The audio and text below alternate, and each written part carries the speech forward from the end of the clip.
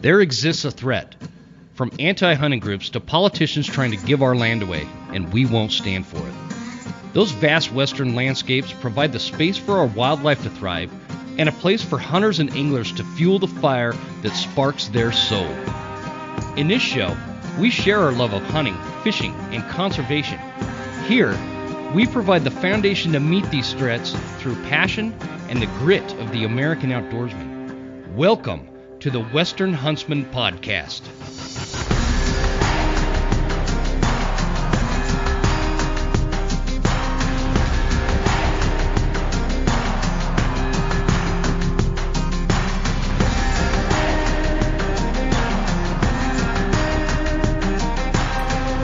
Ladies and gentlemen, welcome to this episode of the Western Huntsman Podcast. We are doing a follow-up episode with regarding the Washington Spring Bear Hunt, and I've got the same gang on that I had a few weeks back that I'm still slightly hungover from, but I feel like we're gonna put it together tonight and kind of finalize a lot of what we talked about as the commission in the state of Washington is meeting later on this week. When I release this. And real quick, I do want to make a quick announcement, guys. I just posted on the Instagram and Facebook that any merchandise you guys buy right now on the westernhuntsman.com, we have selected Blood Origins for this month to be the recipient of all net profits. So this isn't like 1% or 10% or anything like that. Every penny above the cost of the merchandise, whether it's a mug or a T-shirt, the only thing that's not included in that is there's one of the items says it's a seminar, it's an elk seminar. That does not count in this, but everything else, whether it's Tacticam gear or the actual merchandise, everything above what it actually cost me to produce the product is going to go towards Blood Origins. We have a goal of $350. So if you're listening to this and you support the Blood Origins movement, which you should be if you're a hunter, jump on the westernhuntsman.com and grab you some merchandise. You look really good in a T-shirt, I promise. I don't, but you guys are probably in better shape than I am. On tonight, so we had to turn all the cameras off here because I was having some internet issues here. Who do we have with us? Because now I can't even see you guys. Skylar Masters, Beau Olson, Mike Herz, Joel Swecker. Okay, so everybody's here still, but I still know Elk Singer. Where the heck's Tony? Yeah, Elk Singer's predisposed on a well-deserved trip. He'll be here next time. All right, cool. Well, I appreciate you guys coming back. This is a super important conversation because I feel like we're kind of right up at the, I don't know, what do you want to call it? It's like we're right up against it. You know what I mean? It's coming up on March 11th, right? Crunch time, week away. Yep. Yeah, we're right at March 11th is going to be the meeting. I'm going to be releasing this episode like Monday morning, first thing, so that it's fresh and it's out there. I signed up to be a speaker in the meeting. I don't know if I'll get in there, but I did sign in and sign up for that. It's a Zoom meeting. So, guys, jump on and get registered to comment. It's probably already filled by now, right?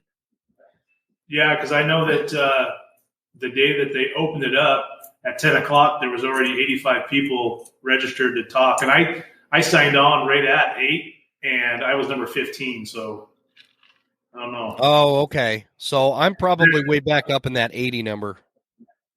Yeah, they said that they're going to have up to 4 hours of public comment. So they usually will do. Yeah, they usually do like 3 minutes normally. So I don't know if they're going to reduce that down to 2. So we'll see.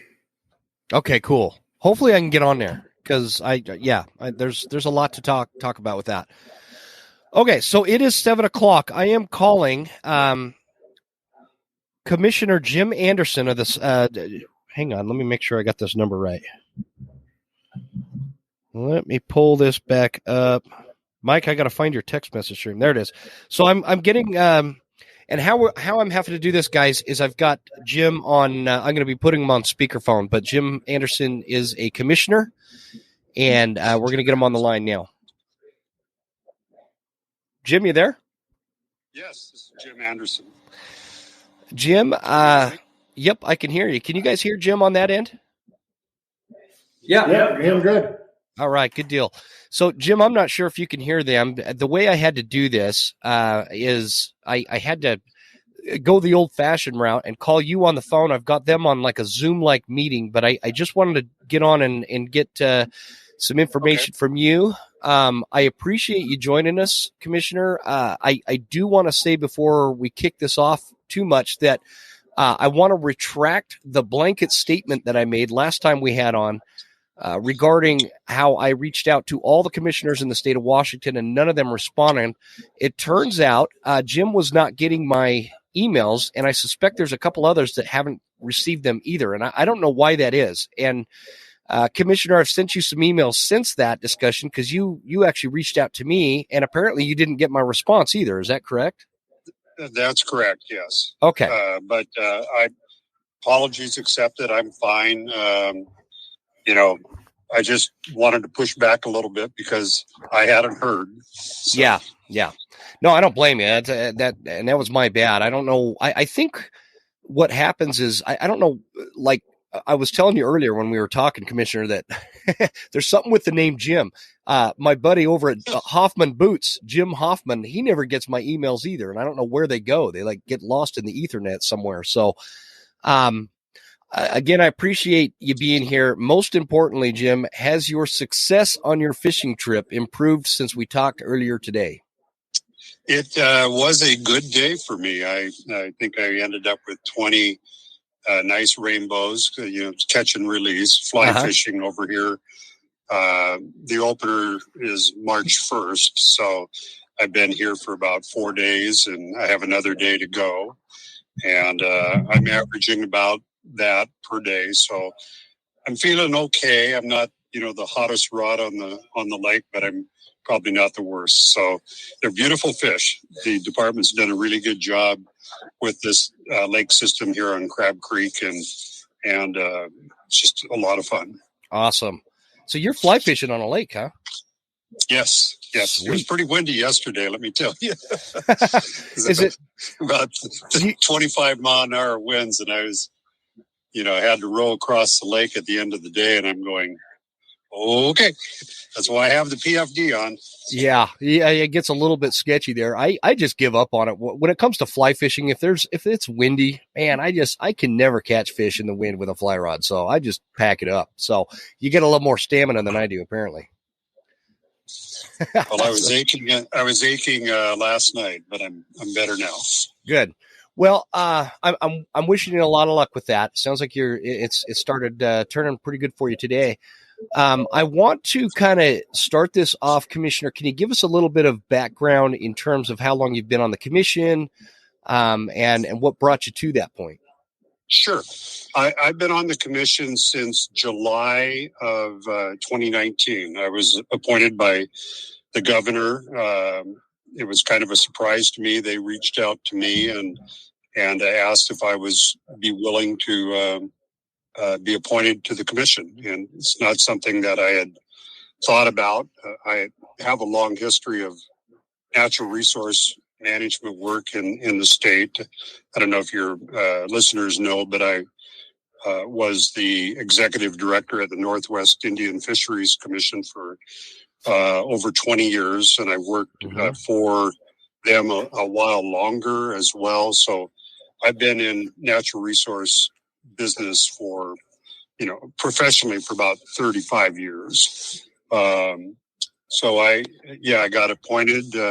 It's been a really interesting period already. I tell people it's kind of like drinking out of the business end of a fire hose for a while. There are so many different issues that are out there that it's, I don't know how I would have done it had I not been somewhat experienced in some of the issues. Yeah. I don't know how you guys have to be like, almost like above being a jack of all trades when it comes to wildlife management. It's not just, you can know very little about a lot of things. You have to get pretty well in depth to be effective. And I know you guys have have had a lot of challenges in the state of Washington. So can you give us a synopsis as to what happened initially? And just to be clear, just so the audience knows, Commissioner Anderson was a pro spring bear hunt vote on this vote this last November, I believe is when it was. Can you kind of give us a rundown what led up to this vote and how it ended? Does that make sense? How I asked that? Yeah, it hasn't really ended. That's, I guess, the hope here. But for sure. Basically, it's hard to look at this just from a year context. There's a lot of process and stuff that goes on prior to then, and there's certainly the previous year that occurred. And so in 2021, we had a vote that authorized spring bear. It was not unanimous, and there were some commissioners and some of the public felt like more information should have been generated before a 2022 hunt. Can I ask you something right there on and I don't mean to interrupt right there. Sure. What kind of information were they looking for? Like what else did they feel they needed to proceed with voting to get the tags, to as a go for spring bear? Well, in the 2021, which is where I was just talking about, the vote prevailed and the tags were issued. So that was in 2020, and then in 2021, the hunt did occur in the spring. There were some that wanted to get more information out regarding maybe population levels. There were questions about the lactating females and orphan cubs. It probably depends on who you talk to as to the kind of level of additional information that they wanted. So when it came back up in for the 2022 session or decision, and it started roughly in late September and October, some of those people did not feel that enough energy had gone into the further look of data, or they did not feel that their issues were fully addressed. And so when we had the 2022 proposal in front of us in October, it was it was kind of like, we're going to need to have more discussion kind of thought for all of us. So we set up a special meeting. I think it was October. I think it was, our regular meeting was like October 27th or something like that. Mm-hmm. And then we had we set up a special meeting in November 15th, where any commissioner who had a question could write those down and submit those to the staff, and the staff would answer those questions. So there was a list of maybe 30 different questions from pretty much all the different commissioners on the commission at the time, and the staff looked at that and answered those questions and presented the information at that special meeting in November. So that was November 15th. And again, let me be clear, I'm speaking just as one commissioner. So I'm not representing any of the other commissioners, but from my own personal perspective, I felt that all my questions were answered sufficiently, that I was as fully prepared as needed to make a decision for the 2022 season. But what happened was we had a commission that only had 8 commissioners, and And so we had a 4-4 tie at the time. We had one vacancy in Eastern Washington, and the way the vote went is a lack of affirmative vote meant that there was no decision. And since there was no decision, the season for 2022 would not go forward. So basically, because we didn't have an odd number, we were in a situation where we could have had a tie, and we did have a tie. At that point, then it was like, okay, the rules are more or less off the table, because that's what happens. There's a formal rulemaking process that occurs under the RCW 77, and so that got just basically shelved. Then there was petitions by different groups. There were 6 of them, groups or individuals, and the commission has a requirement under our RCW 77, one of the 77s. One of the codes there. We had to look at the petition and make a decision whether to accept or deny. And that was January 21st of this year. And so the vote at that point was 4-3, because one of the commissioners had since resigned. So we were down to 7 commissioners, and under a vote, 4-3, it passed, and we directed the department to begin rulemaking for the 2022 season again. And that's what we have in front of us now.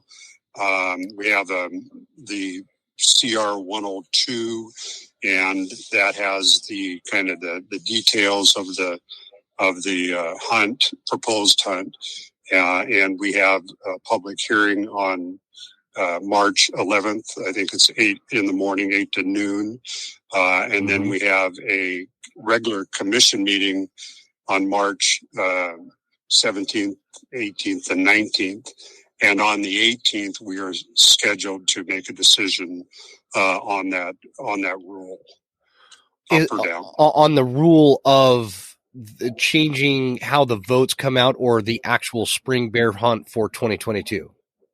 It would be on the spring bear hunt for 2022. So, just going back a couple of steps, Commissioner, is when you're talking about the commissioners that voted against the spring bear hunt, they were wanting this other information. There were concerns about shooting lactating bears.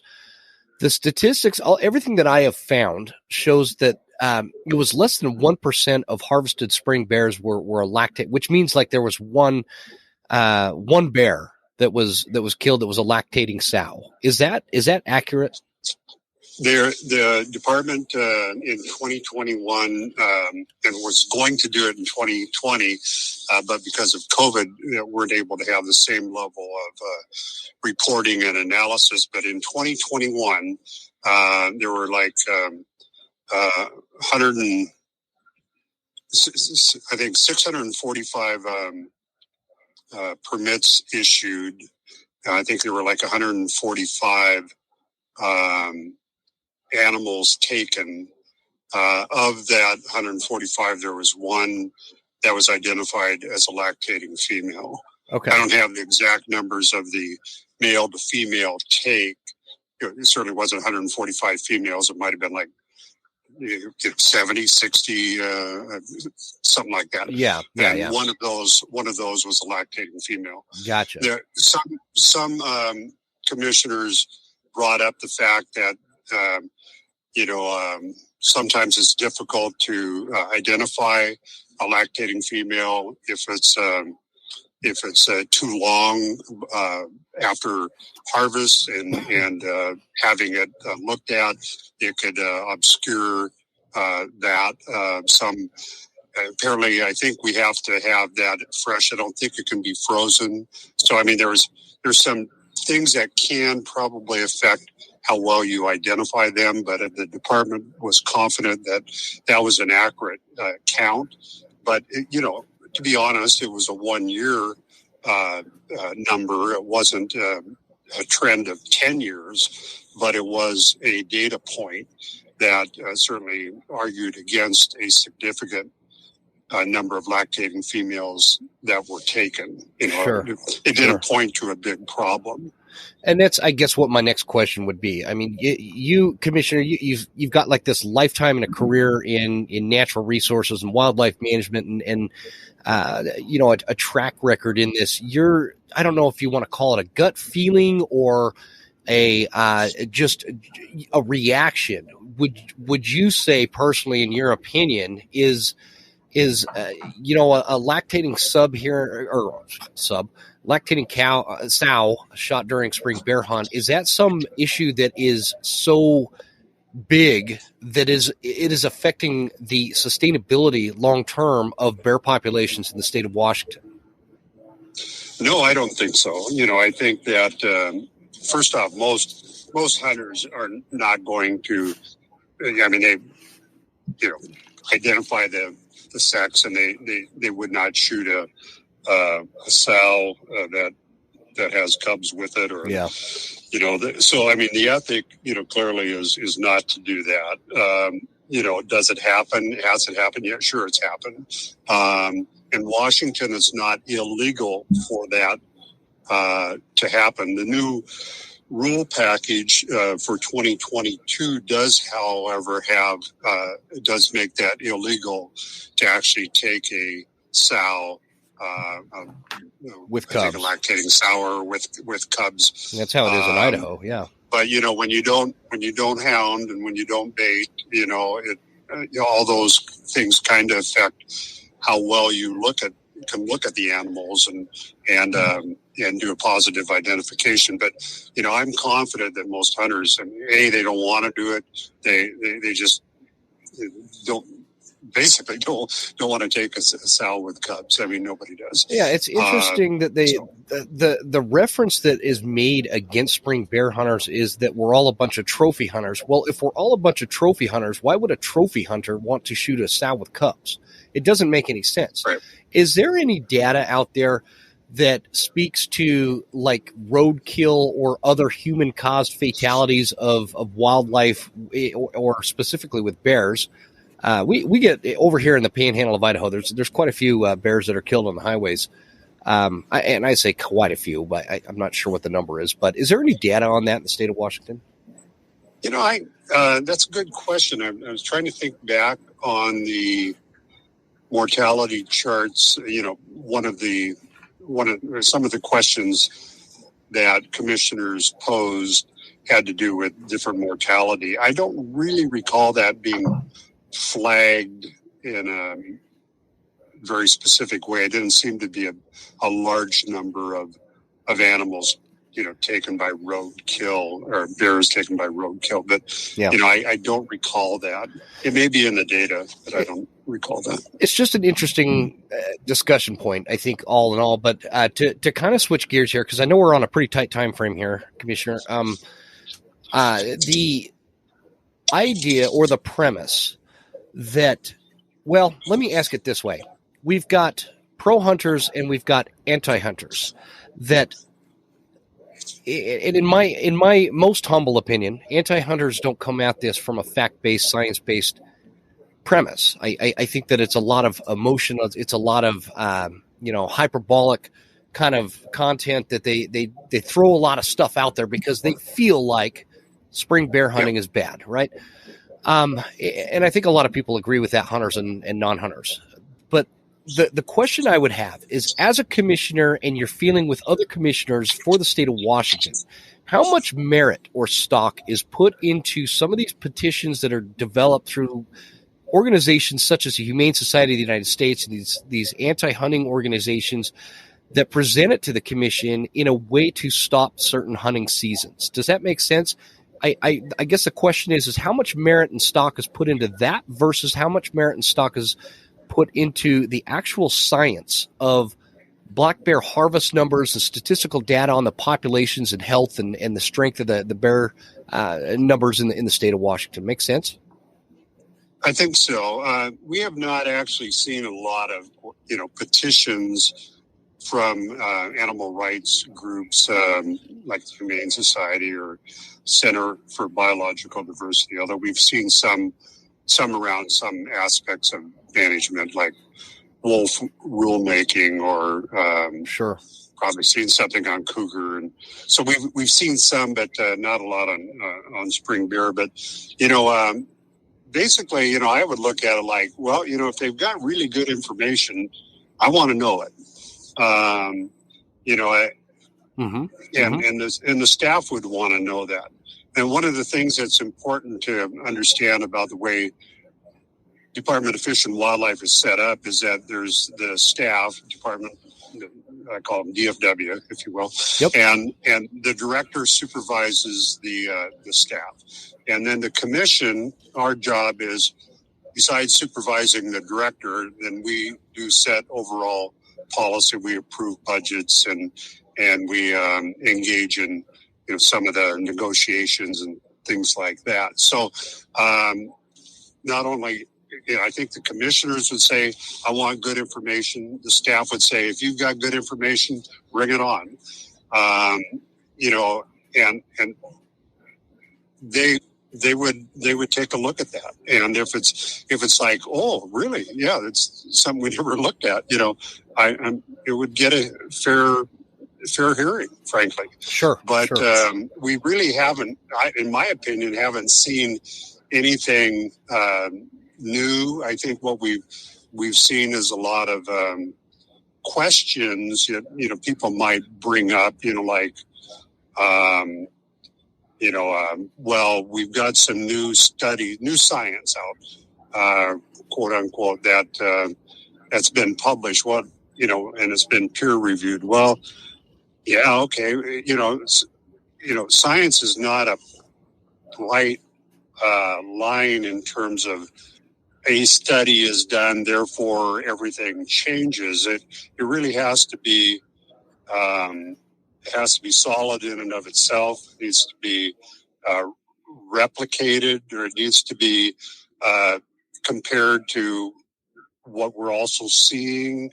So some would say there's new science about bear densities, and that the department is overestimating bear densities. And if they only looked at the new science, they would realize that there's way too much harvest going on in these different bear management units. We've got 8 bear management units.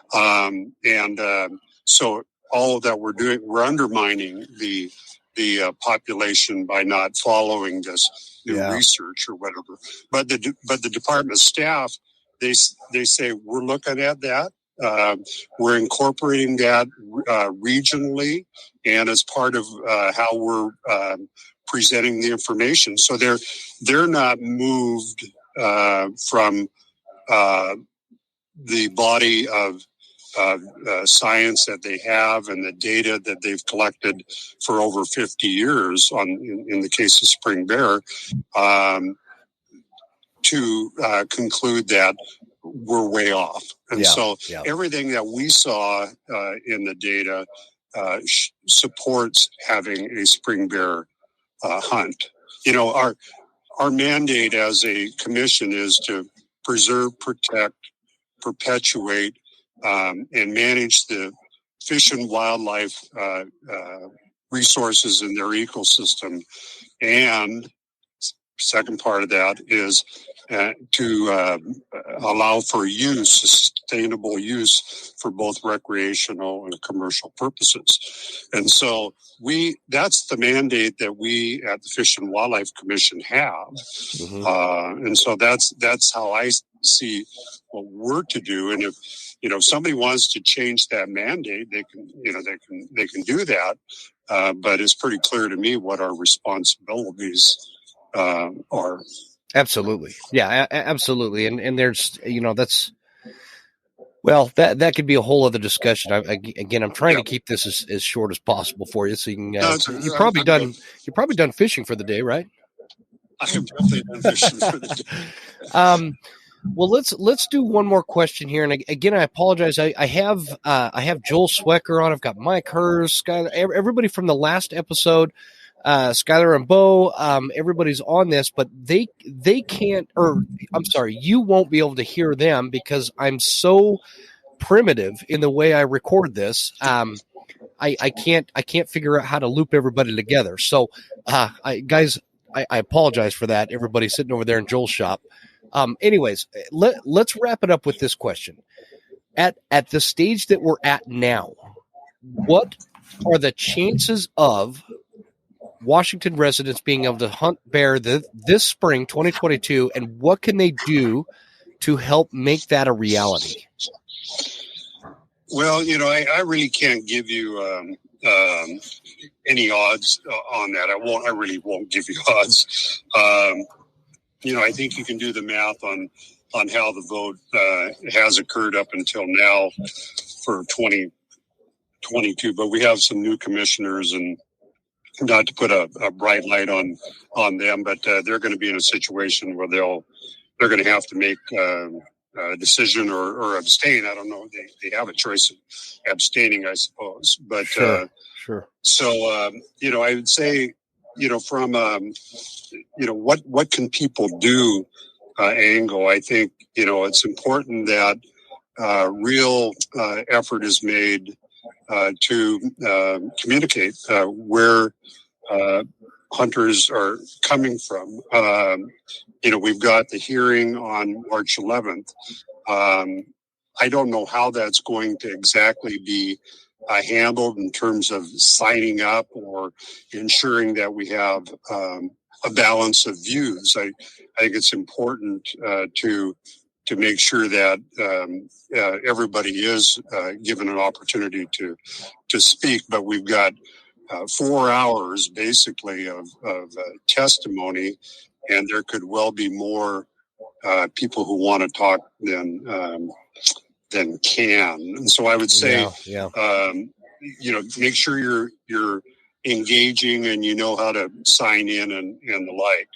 I think it's important to be just maybe a little bit of preach here, but be civil. I don't think it's beneficial for people to be hot-headed about this. I think the commission is trying to do its job, and we need to hear from the public what's important to you.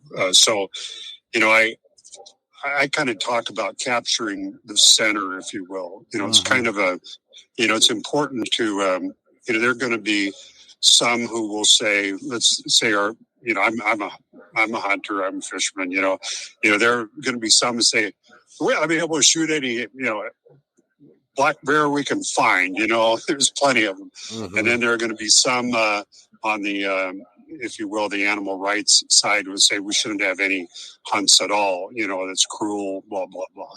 And so that's not going to swing me. Those extremes either way. That's not where most of the commissioners are going to be at. So you got to think about where the commissioners are at and talk to them. I think talk about the culture that's important. From the hunting perspective, how it's important for as a way of for your family, for your food. How it's kind of part of you. Kind of the things that would influence somebody in terms of that. I think we're beyond a lot of the data.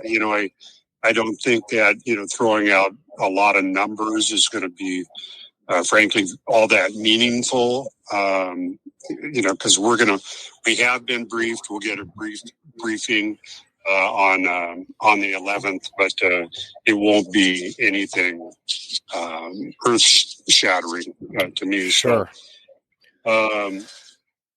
Well, that's one thing. Oh, go ahead. One final thing is that we have a game management planning process, and the commission is obliged to follow our policies. That's kind of the way we work, and we have rules and procedures, and it says follow your policies. One of our overall policies is the game management plan. It was approved by the commission in 2015. It's expiring now, and it's going into a rewrite, which is a whole nother discussion going forward, and something you need to keep an eye on. But so the game management plan sets the context by what we do for our game species, whether it's deer, elk, bear, cougar, or anything. So if it isn't incorporated in the game management plan, it's very difficult for us to do something. If it's incorporated into the game management plan, it provides the sideboards for us to develop 3-year regulation packages or 1-year regulation packages. So I would be aware of that, and I would talk about that. That's the plan. That's the policy. That's the way it's set up, and just kind of let people know that you're aware of the game management planning process. Okay. No, that's actually really fantastic information. One thing, just as a summary, as long as the folks listening can be civil and come forward with the cultural aspect, what hunting means to them, specifically spring bear hunting, and less about the data and the science, is it effective for them to email all of the commissioners up into the meeting on the 18th? Do you feel like those voices will be heard? I know, obviously, from your end, Jim, you're going to listen. I don't know what the cutoff on the actual input is. There are different rules for different things that determine when you cut off testimony, if you will. It may be just a day after the 11th. I would check that out. Okay. It hasn't stopped anybody from sending it, and we've seen a lot of it. But I think officially it may be cut off a little bit sooner. I can't tell you that for sure.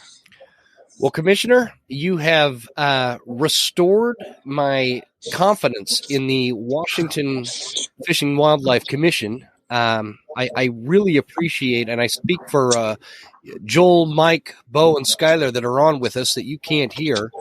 I'm confident I speak for those guys when we say we can't thank you enough for coming on and shining some light on this topic, this issue, and it's important that hunters are, sportsmen can hear from folks like you in your position, and it means a lot to all of us that you came on and gave us your thoughts on this. I know it was quick, but I really am feeling guilty. I'm keeping you from your fishing trip and your vacation, so I want to let you go. But no worries. Some of my fellow commissioners kept me from that the other day in the middle of the day, which was really. That's sinful. That is a sin. Not as well received as this call. I waited at least till nighttime, and it was dark, so there's no. Yeah. Well, again, thanks again, Commissioner. Okay. I wish, for the sake of Washington and sportsmen in Washington, I wish we had more commissioners like you on the commission right now, and we'll see how this thing plays out. I'd love to keep the line of communication open with you. And again, thanks for coming on, and good luck for the rest of your trip. Send me some big fish pictures, man. I love seeing it. You got my email now. I'll do that. I will on occasion take some pictures. So if I get a really nice one, I'll send you a pic. Sounds good. I'm just waiting for the snow to melt so I could dust off the fly rods. So have a great trip, Commissioner. Thanks again for joining us. Okay, you all take care. Thanks. Bye-bye. Bye. All right, guys, you there? Yeah. Here. And that was, What was that? Go ahead. I was just making sure you could still hear us. Yep, I can hear you guys. I kind of want to get your guys' reaction first. Beau, why don't we start with you? What's your reaction from Commissioner Anderson? Do we have enough time? Come on. we got time, man. Come on.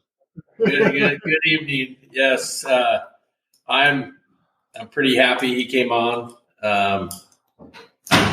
I'm happy. I feel like he's an advocate for us sportsmen. Mm-hmm. And I wanted to ask him a million questions. Trust me. Oh, that was the intention, Beau. That is my bad. I'm really sorry. I tried to figure that out. It's all right. These guys were holding me back. No, you know what's funny too, Beau, is it was stressing me out. So I feel like I was screwing up questions because I knew you guys were chomping at the bit, and I'm like, man, I don't want to screw this up for these guys. So I think it made it worse for me. So my apologies with that again. No, it's funny. Joel and I looked at each other when you asked that last question because you couldn't have asked a better question, honestly. So. I'm happy Jim Anderson's on the committee, and me too. We need more like him. Yep, 100%. So he's a keeper for the state of Washington. Commissioner Anderson is a keeper for sure. He has common sense. Yeah, that's a good thing. Yep, super pragmatic. He's just insightful. I think that he comes at it with a passion as an outdoorsman as well. Obviously, if he's out there, throwing a fly rod around in early March, that's a passionate fly fisherman, and that's a man after my own heart right there. I don't give fly fishing enough credit on my show, man. Yeah. So, Joel, let's move to you, man. What? Give me your reaction. I kind of echo what Beau said. I'm happy that he came on. I was happy. I was pleased with several things that he said. Was one that he blatantly stated, that the studies are showing that there is a bear issue. I was happy to hear that he was at least familiar with the statistics off the cuff of his sleeve. That he was he knew the same statistics that we've been hearing. And I was really impressed. In fact, me and Mike were sitting here next to each other trying to figure out that mandate, and he actually reiterated it, which I think some of the commissioners I don't think are very familiar with that mandate that is required of their job, which is to promote hunting and conservation and everything else. So provide the resource. I had a million questions. Yeah. Go ahead. Yeah. And so there's a bunch of questions, of course, but I wanted him to know that we're not trying to, I'm really happy he's there as well. And anybody that, at least even if they don't hunt, if they're out enjoying the outdoors and they're seeing the stuff out there, that's a positive for me. The one thing I didn't care for was the fact, the one question that you asked him was, are you seeing a lot of, Humane Society, are you seeing a lot of animal rights activists going in there? And maybe they're not. I don't know what information is flowing into Fish and Game as far as what they're seeing as far as the complaints against the argument for bear hunting. But I kind of felt like that. Yeah.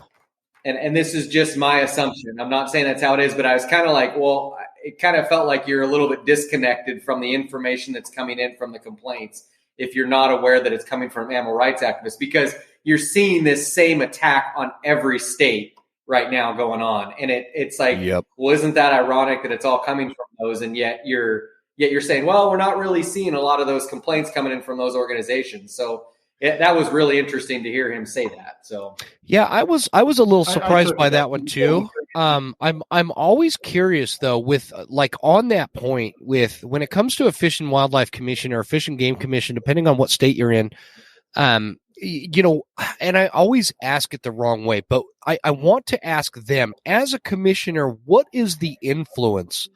We all know that there's fanatics in this world, right? And it doesn't matter what the subject is. In this topic that we're talking about the fanatical anti-hunting animal rights activists that don't bring any real hard data science or anything tangible to the table. and really shouldn't have a say. But I'm concerned that they have sometimes too much of a say. And so that's always my question. And I always ask it wrong. Like, what kind of influence do they have? Not necessarily on somebody like Commissioner Anderson, but on somebody maybe like Lorna Smith, right? What kind of influence do these groups have with their emotional petitions and their, scienceless? I don't know. Is that a word, guys? Scienceless? I've never heard it, but I think it's a Western Huntsman It is podcast. tonight. these scienceless petitions that they bring and whatnot. And so, yeah, that's a good point, Joel. I was surprised to hear that as well. So, who am I missing here? Skylar, do you have reaction? Yeah, it's very encouraging to hear how engaged he is, and really speaking out on behalf of the sportsmen. I took it, though, that he was saying that he doesn't see a lot of petitions coming from the Humane Society. And I think if there was a petition, it's got to be public, and we would all see that petition. Yeah. And I wonder, this is Mike, I just wonder how much gets filtered out that they don't even ever see, because it doesn't, in the scheme of things, it doesn't matter. It's just a bunch of hot air. And you could get that from both sides too. Mm-hmm. But probably just listen to what is important at the time. I would like to know if they're reading all the comments on the WDFW input page, or if someone is just calculating the yays and nays and giving that report back to them, or if they're actually reading the comments. Yeah, that'd be interesting. That'd be an interesting discussion right there. Jim, have you ever gone on that portal and tried to read the comments that other people are leaving? Not pertaining to the Washington Spring Bear Hunt. I don't think I have, and I'll tell you guys why. I try to avoid some of that because I get a lot of ass ache and heartburn over it. You guys, I'm only 41 years old, and my entire beard is gray, and it's like, how is this possible? Outside of the fact that I only have daughters, and the fact that I read all of these anti-hunting sentiment that is posted, like I shouldn't even say it. Sometimes I post things on, for example, Instagram, and then I'll tag the anti-hunting groups or use their anti-hunting hashtags just to see what they'll say to me. And I did it the other day.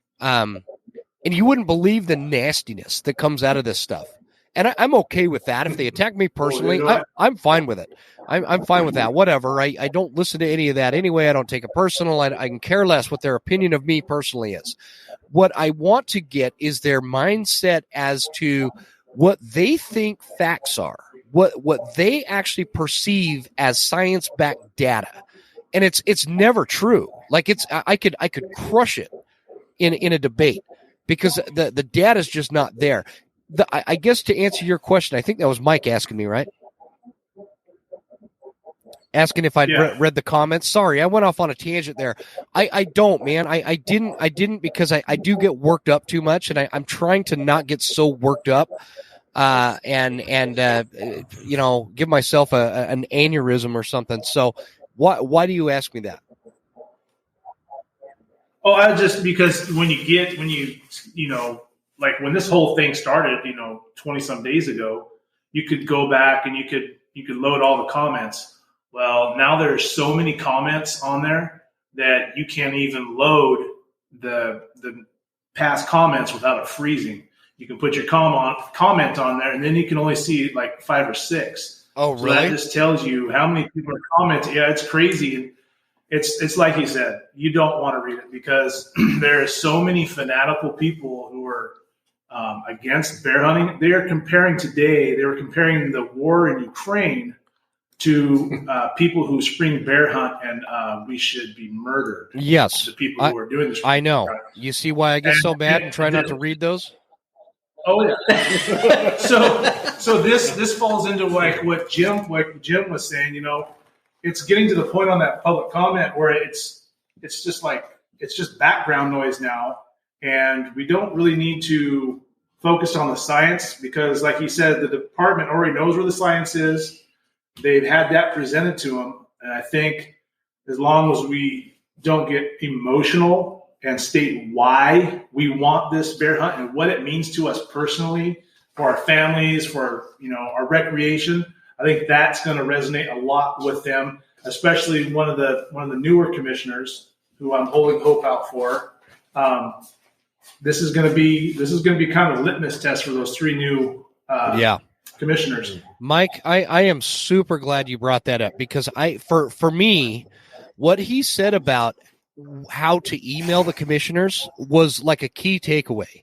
And just to reiterate that, the commissioners don't need all the data presented to them from folks like us. They know the population of bears in the state of Washington is roughly around 30,000, and the harvest statistic is this, and how many lactating sows were killed is this, and all that data is in front of them.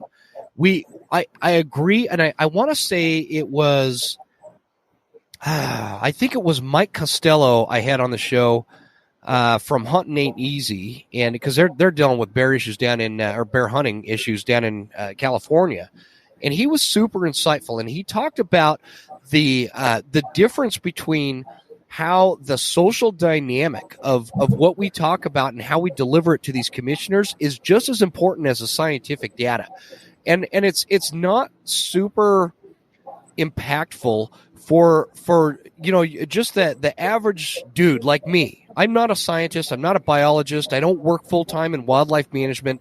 So for me to present scientific data to a commission, I think that could be looked at as kind of a laughable situation. And I understand that. I get it. Even though I do know the science, I do know the biology, and how biodiversity on these landscapes is created, because I'm a student. I'm a lifelong student of it, right? But they don't know that. So when I present that to them, they don't know that that's science or data, nor do they want to hear that from me. But to come at it from this emotional side, you said not to bring emotion into it, and I think that's wrong, Mike. I think there does need to be some emotion brought into it, and an email needs to be presented to the commissioner stating, look, I grew up doing this. This is what my lifestyle is. This is not I don't collect bottle caps and sell them on eBay. I am a spring bear hunter. I'm an outdoorsman. I'm a sportsman. This is a tradition that my grandfather's grandfather has passed down, and it dates back to the beginning of time with mankind on this earth. And we live for this. We love this. We love to teach our kids this. We nourish our family through this process. We provide meat that is healthy and organic and wild. We provide experience and memories that last a lifetime that nobody can take away from us.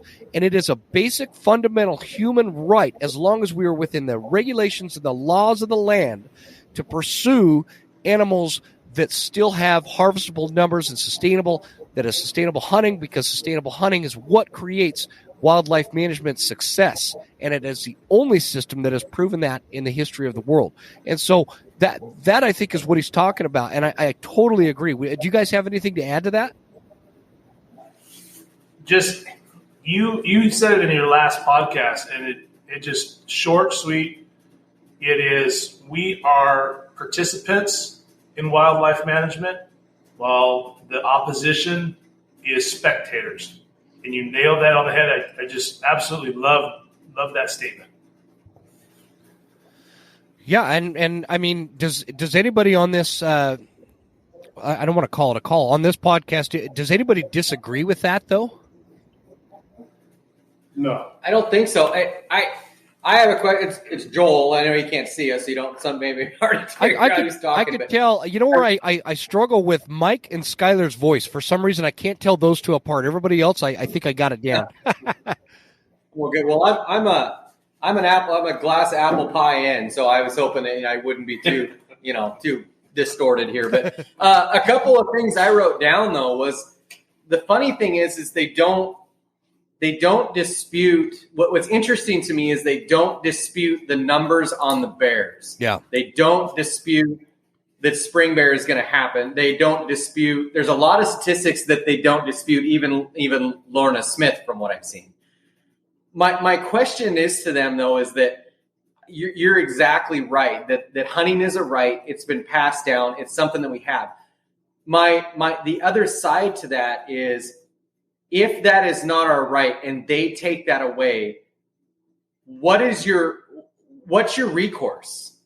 Like, what are you going to do? You're not disputing the numbers and that we're arguably overpopulated, and we're from 32 to 35,000 bears in the state of Washington. Yeah. So what is your recourse if you don't allow spring bear, which we're only harvesting about 8% of the numbers where we could be up to the 14 to 16% every year? So what is your plan if you're a Fish and Wildlife Commissioner? What is your plan to take care of those numbers if you're not going to take care of spring bear? No, and that's what I guess if we're going to have an open discussion with commissioners or the anti-hunting group or anything like that, that's fine. But come back at me with an intelligent rebuttal as to what you're going to do there. And they don't have an answer, and so therefore it's like you don't have an end game other than just destroying something that's been proven as a conservative measure to control numbers of predators. And that's the thing that's just still is astounding to me, is that they don't have an answer for that. Because there is no answer. There really is. The only answer I ever get from anti-hunters when I do take the time to argue with them is the whole premise of, oh, well, without hunters, we just need to let nature take its course. Okay, let's talk about that for just a minute. That's the only argument you have. The only tool for wildlife management in your mind is to allow nature and the wildlife to manage themselves. So, first of all, on the North American continent, ever since the Pleistocene, that has not taken place. That has not been the case. Human involvement, and first of all, when you take the human element out of it, it's just not realistic. I got news for anti-hunters. Humans are natural species to the earth, just like a bear, an elk, or a cricket. We live here, right? So you mean the argument that predators manage themselves, that doesn't work? Because that's what they use all the time. I know you're exactly right. That's the only argument they have. Let them manage themselves. Well, what happens with that? What happens? Because science the history has shown when there is a lack of human actual interference in the management of animals, they thrive. When there is no I don't know if I said that right. If there is no management by human intervention, that's when animal populations, such as predators, populations go too much. They deplete the prey base. And then what suffers? The predators that you're trying to protect actually start suffering from mange, from starvation, from disease, from all these things that happen. And the whole theory and the whole premise of letting nature take its own course and letting the wildlife manage themselves, we don't live in that reality anymore. And I've said this a million times on the show, but we just don't live in that reality. The thought that you realize, like, how many people live in Seattle, Washington? The actual urban area. I mean, I'm guessing it's, in the millions. Am I wrong? No, it's too many. So that's just the Seattle area. And then you've got, Olympia and Tacoma and all these areas. The whole I-5 corridor is millions of people. That didn't exist 100 and some odd years ago. So you've got that. You've got the highways. You've got reservoirs full of water. You've got rail systems. You've got freeways, interstates, airports, all these things that disrupt the natural landscape and habitat. So to suggest that wildlife will just manage themselves because, you're going to try to make this fantasy that humans are not natural to the environment. We are. We've been here ever since the animals have. And say that that's going to work without the animals having some negative reaction to it is just fantasy. I mean, there's no reality in it. There is no reality in that entire. It doesn't happen in Africa. It doesn't happen in Europe. It happens not in Asia. Nowhere in the world does this happen where the wildlife just manages itself and it is fine. I'm sorry. It's just a dumb premise.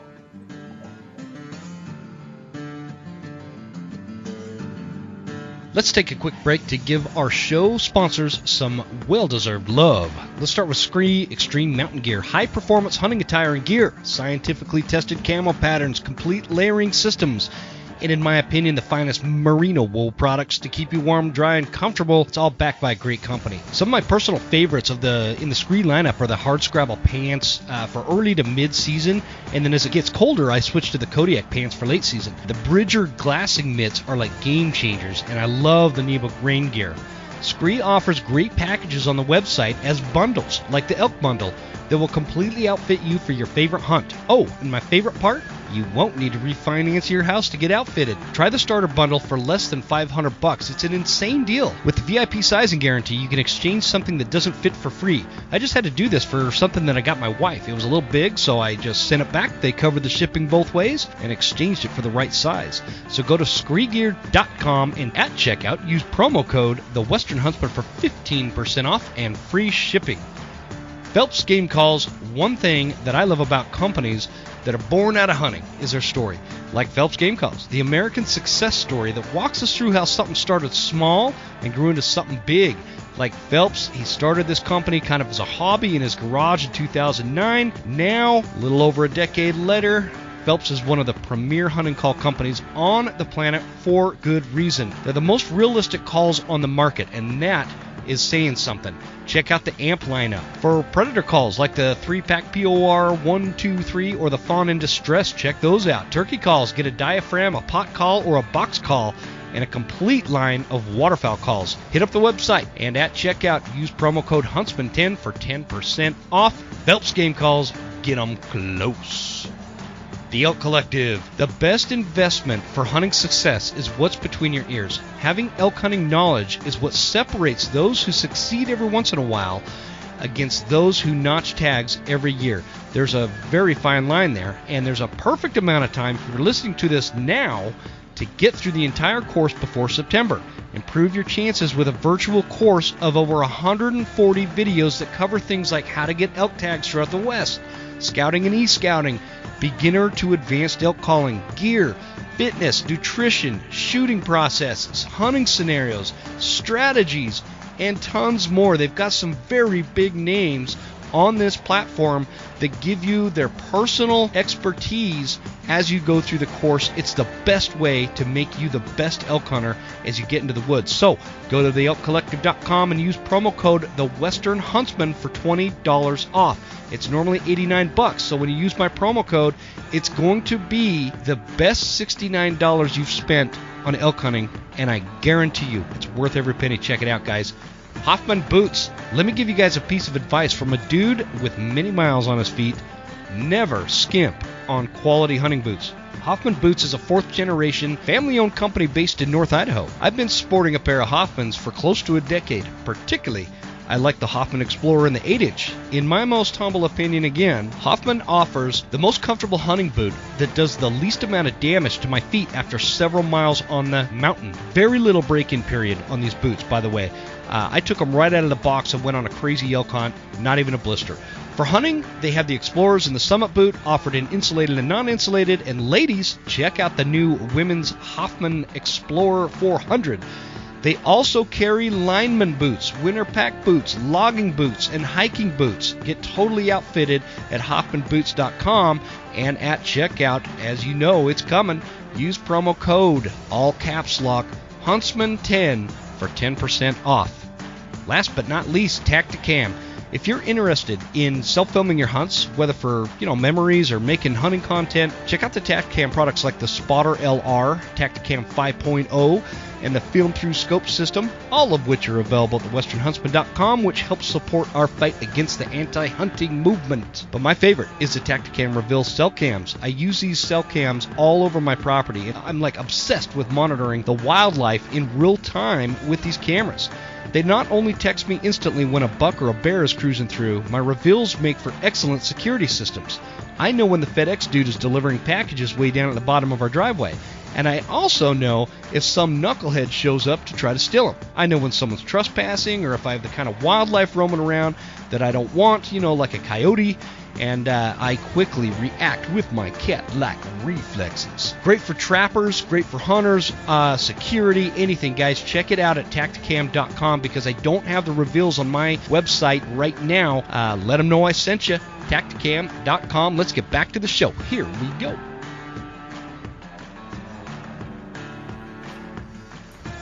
100% agree. What do you guys think is going to happen? Let's talk about that for a minute. What do you guys think is going to happen in the next couple of weeks for Washington? I think that we're going to have a spring bear hunt because Lorna Smith, under oath, said that she didn't have any problems with bear hunting. So I think it's a shoo-in. Well, that's a lot of confidence. I have a little bit of facetiousness. Well, even if they allow the bear hunt, even if they allow the spring bear, I don't know how they're going to do it because they have to pull draws. When do they usually pull draws? Like around the 15th? It's going to be so it's like they can do this. Yeah, I mean they can do can it. Make a special draw, couldn't they? They could, but they're already dragging their feet. I mean, they scheduled 2 meetings prior to this for clean air. Yes. Before they even came back to this issue. And I maybe that was part so they could get enough input from other people, but I just find it funny that it just seems like that even if they're going to bring it back next year, that's fine, but it just seems like they're dragging their feet just to keep it from happening this year. So I hope I'm wrong and I hope it goes well. I was trying to get Douglas Bose down here tonight with us because we found out Tony couldn't join us. I did. I called him and he had something going on tonight because I thought, boy, wouldn't that be a fun house? That would be, man. I didn't know he was close enough to do that. I thought he was way up north. Well, he is way up north. That's the problem. Oh, gotcha. So it was kind of a last minute thought. I called him when I found out Tony couldn't come. I called him yesterday and was like, "Hey, you should come down and join us." But I was asking him, briefly about that. I'm not gonna go into what he believes, but we were just, we were kind of talking a little bit about that, and I don't know. It's hard to say what's going to happen. I'm hoping we have enough input, and that's what we were talking about here in the shop. Is that it gets frustrating because I still think you asked a question yesterday or the other day on the podcast. You had your 2 buddies on, and you asked one of the buddies. You said, "What?" The guy from California. I'm sorry, his name escapes me. Guy Duplanche. Yeah. You asked. I got to correct, man. He is now an official Colorado resident, so I'm proud of him. Okay. Yes, sir. So he escaped. But one of the questions that you asked him is, you said, "What is the downfall? What could be the downfall of hunting?" And I think his answer was good, but I also think there's another side to this, and I think the downfall of hunting is not enough hunters getting involved. And like I was telling these guys, I still have, in the last couple of weeks after that first podcast that we did, I've had quite a few people stop in, to either pick up animals or drop animals off or whatnot. And we briefly talked about it. And I am somewhat appalled that there is still a majority of people that are just like, yeah, I just don't know enough. I don't get involved. Like that's still the action. It drives me crazy.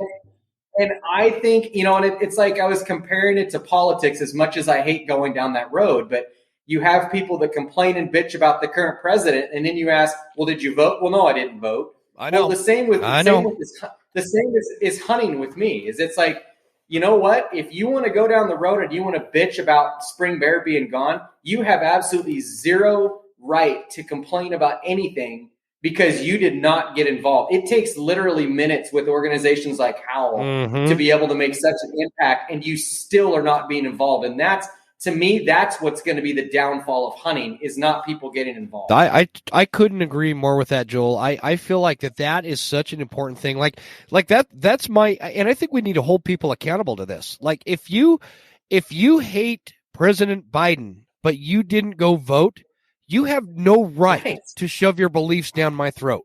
Don't give a shit. Yep. You didn't do anything to help yourself and help your country. Like or vice versa. That take it back a couple of years. You hated Trump, but you didn't go vote. Shut up. Like shut up. Yeah. You don't have a say. You're not participating in the events that take place that affect you. So why do we want to listen to your opinion about it? Sorry. Same exact thing. Jim, what more can we do? What's that? Jim, this is Skylar. What more can we do? I mean, we've got them. We got Howl out there. We got the Sportsmen's Alliance, and you can post this stuff on social media day after day, but there's still going to be that group of hunters or whoever that will go on to Howl and they'll sign up one time. Yeah. Or I think they'll do a daily action. I think, and they think that's good enough. But what do we do to encourage them to get on there and send their actions in every day or multiple times? Yes, Skylar, I think that's one of I think that is one of my favorite questions I've ever had asked of me. And because it's I don't want to make it like some long form answer, but the difference in response rates and activism by hunters has increased dramatically in a little over 2 years since I've been doing this podcast. And I'm not saying this is because of my podcast by any means. I'm not that. What am I, Joe Rogan? I don't have that kind of influence. But I have noticed that a lot of people are speaking out with this stuff in terms of, people that, whether they have a podcast or some kind of platform. A great example is like David Bowes. Another even greater example is this dude I know named Mike Herz, who's been posting like he's just all over the place. Like, I'm sick of seeing your posts, Mike. They're all over the damn place. Come on, he's my hero. Yeah. What are those? What are they? I know if I can post something, he will. What's that? I said, I know if I don't have time to post something, he will. I love it. And that's what I'm saying. Like 2-3 years ago, we weren't seeing posts like this. We weren't seeing people, posting like the Kardashians, like Mike Herz and getting this information out there. But Mike's doing a great job because he's passionate. And you know what? I thought, Mike's going to slow down. His posting's going to slow down at some point, and he's going to get involved in, his kids' soccer or into the next hunting season or his day job or whatever. Nope. Still so I have the group for which I'm not trying to promote the group, but if you're listening to this and you're not in my Facebook group, Hunting the West - the Western Huntsman, get your ass over there and sign up. Get in there. It's a great group. But every day I see something. Mike Herz posted in the Western Huntsman, Hunting the West. And it's like, God, this dude, he is not slowing down, man. He's fired up. He's fired up. And that's what hunters need. So to answer your question, Skylar, I think that we are at a point where there's a lot of hunters that are waking up, right? There's a lot of hunters that are seeing this going on. They're seeing the sham. The sham. For any of you anti-hunters listening to this, it's a freaking sham. Like, calm your tits. This is a sham. You got to pull yourself back. See how worked up I get, guys? I apologize. Maybe I'll edit that part out. But it is a sham. And we are seeing a shift in mentality from people that aren't even hunters that are seeing through this sham. And it is slowly but surely coming. And so what we have to do, Skylar, is we have to keep doing what we're doing. We have to continue keeping these conversations going. We have to keep that kind of at the forefront, because I feel like every week that goes by, a certain percentage of hunters are waking up to the fact that they can't just be passive about the future of hunting. They can't buy just an RMEF membership and think that that's good. They can't just join Howl for Wildlife and think that that's good one time, right? I jump in there at least once a week and I update, making sure I'm hitting all the issues that are coming up. And Howl for Wildlife is such a great success story that we can all be proud of, because I had nothing to do with it starting, but I'm still proud of it. I'm proud of it because people have gone in there and they've made legitimate, actual change for the positive in the future of hunting. And we as hunters should all be proud of that organization. This is what it's about. Howl for Wildlife is throwing this whole concept of like the Humane Society of the United States back in their damn face where it belongs. This is how it happens. And so we've just got to continue these conversations. Yes, they are. I love the organization. I can't say enough about them. Go ahead. By the way, on that note, really quick, that raffle that we did, we raised almost $2,100 for Howl. So I want to do a quick shout out to everybody that contributed on that. That was a really good success. Yes. So thank you for any of your listeners that participated in that. Yeah, that's awesome. And Joel, I still haven't had the information for who I'm supposed to send that Phelps package to, man. I need to get that to you. He just came in the other day. He dropped off one of my most favorite animals to do. Note my sarcastic tone. A bison, a full mount. No way! Head mountain bison. You're doing a bison. Yeah. So he said two pink Phelps calls, or two pinks is what he said. I'm not talking to him anymore. So I'll send you his information. So he wants the pink Phelps game or the diaphragms. Yeah, he said yeah. Because did you say was it one or two mouth reads? He said yeah. I'll take the pinks. I don't remember. I'll send him the pinks. The pink is a great read. I always like to give Jason a hard time. The pink is actually a really great read. And so yeah. Anyway, we'll coordinate about that later, Joel. Beau, I feel like you're sitting back there chomping at the bit to chime in here. I can because you didn't say anything about wolves. Hey, Beau. Wolves awake at the time. Beau, I just wanted to let you know that wolves are an iconic species. Tony, you're so texting you right now. Beau, the wolves are an iconic keystone species of the American West, and no matter what, they need to be protected. Oh, man, I'm telling you.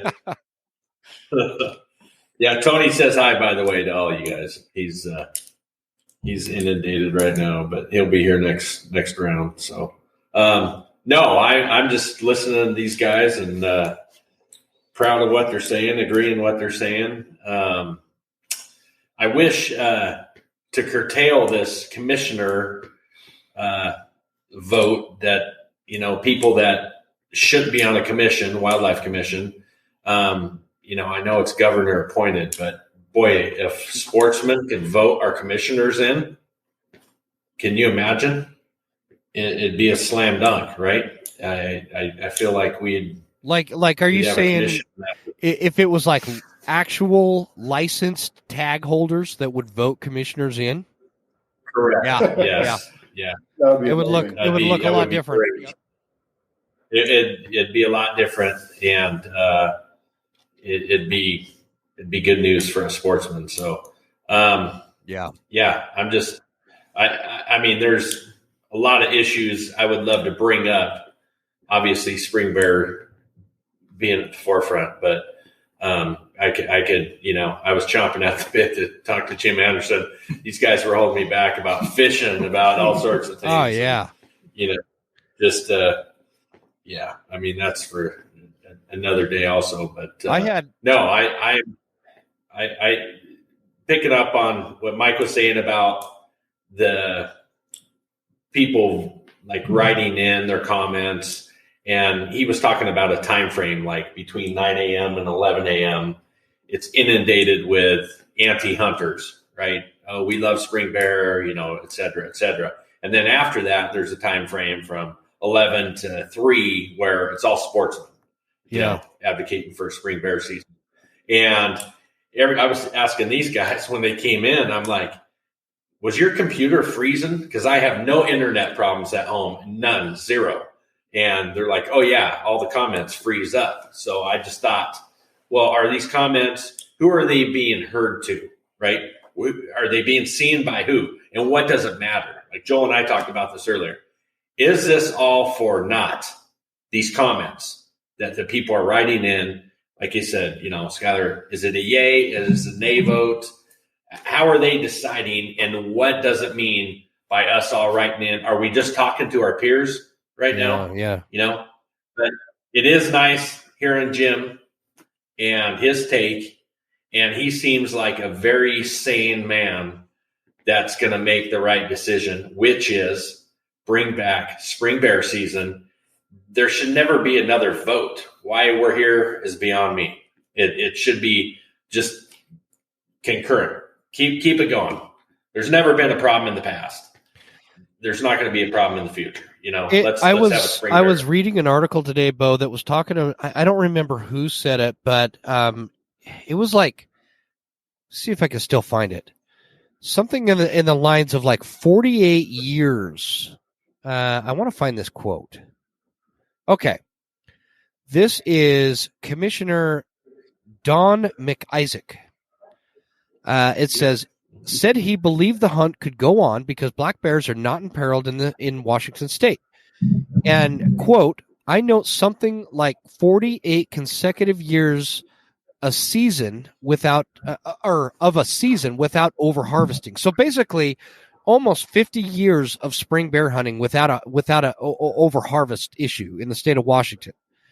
The article always it's interesting reading this kind of stuff because who is Kim Thorburn? She's another good commissioner. Yeah. Oh, right there. I can see it now. Commissioner Kim Thorburn. Okay. Split vote. From my perspective, this is an opportunity to correct a mistake. So she's wanting the spring bear hunt to continue. There was another quote I was trying to find in there, but it went to your point there. Beau, and I apologize if I cut you off there, man. No, I think we have just enough of a delay that it might be messing up the conversation a little bit. Anyway, the point is when you have almost 50 years of not over harvesting, it was talking about how some of the commissioners felt like the bears were a little too groggy in the spring. That was the point. Oh yeah, at least a dozen groups said that the hunt kills groggy bears just if they've emerged from hibernation with cubs in tow. Let me ask you guys something. I think everybody on this call has hunted bears in the spring in some capacity or another. Have you ever noticed the bears in the spring to be groggy in any way, shape, or form? No. Boy, I'd like to, through somehow the internet magically, send you a video of a bear coming out of hibernation. Dude, they're insane. Yeah, come on. There's nothing more cognizant than a spring bear coming out of hibernation. They're like on it. Their senses are open. They're excited to be awake for the year. Yeah, it's such a stupid thing to say. Oh, they're groggy. Yeah. They run around for a month tired, not even know where they're at. Like they have little, like the cartoons back in the olden days when they'd hit their head and it'd be like a little bird going around their head. It's like those are little hunters going around their head, right? Give me a break. What cartoon are we living in where that's reality? So I think that it'd be good at this point, guys, to discuss, from your perspectives.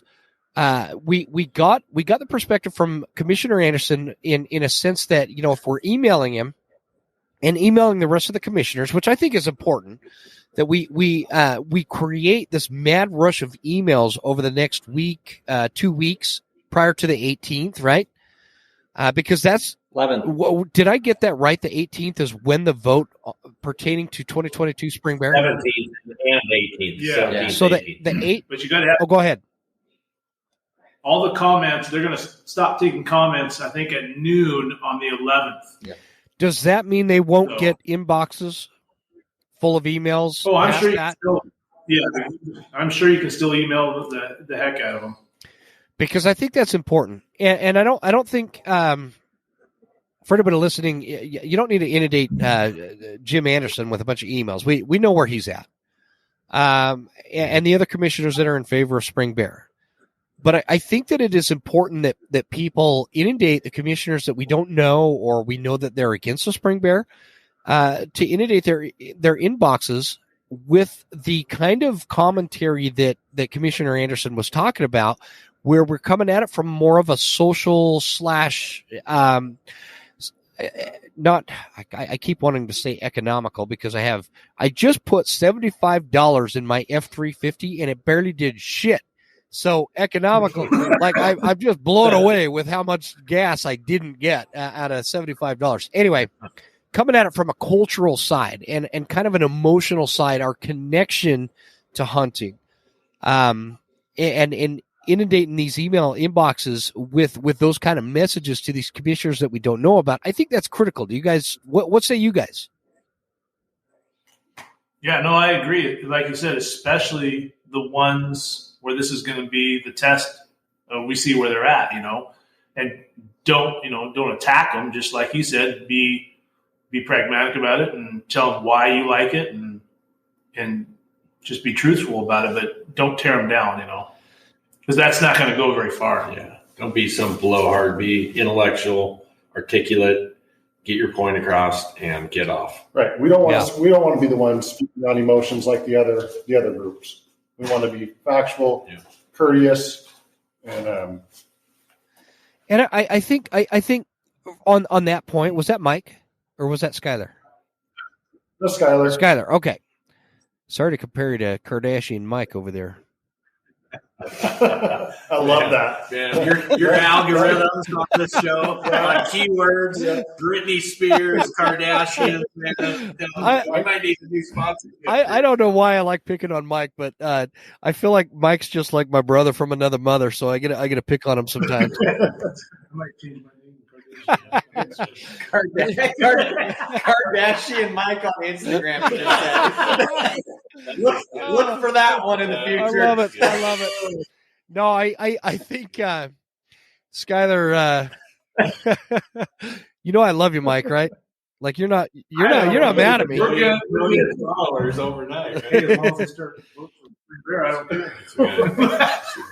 But what he was talking about is when we're coming at this, and in a story from the aspect of a story, and from like a personal level of importance.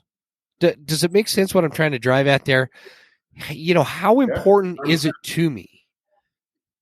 To me, because I'll send emails, but I am not a Washington resident, right? So I don't know how much water they're going to hold with a commissioner in the state of Washington. But you can still be a Washington hunter. Yes, exactly. And I personally, I'd love to come over to your guys' neck of the woods and hunt spring bear. I'd love it. In fact, I'd really love to come over there and hunt Roosevelt elk. But I hope you drive. The fact remains that this is deeply ingrained in our heritage, in our culture, in our lives. Again, I think that anti-hunters look at hunting as if hunting is like some kind of, I always say bottle collecting or bottle cap collecting. Sorry. What's another hobby? What kind of hobbies do we have out there? What do people do when they don't hunt? Stamp collecting. What collecting? Stamp. Yeah, stamp collecting, or knitting, or crocheting, or we got a hobby of I don't know. We collect baseball cards. There's a lot of hobbies: mountain biking, bird watching, all these things that are what I think look like a surface level hobby that people could easily live without. Right? It's not going to be the end of the world, but to us, hunting is. Without it would be the end of the world to us. Make sense? It is not. Right. It's not on that kind of level. Hunting is not a hobby.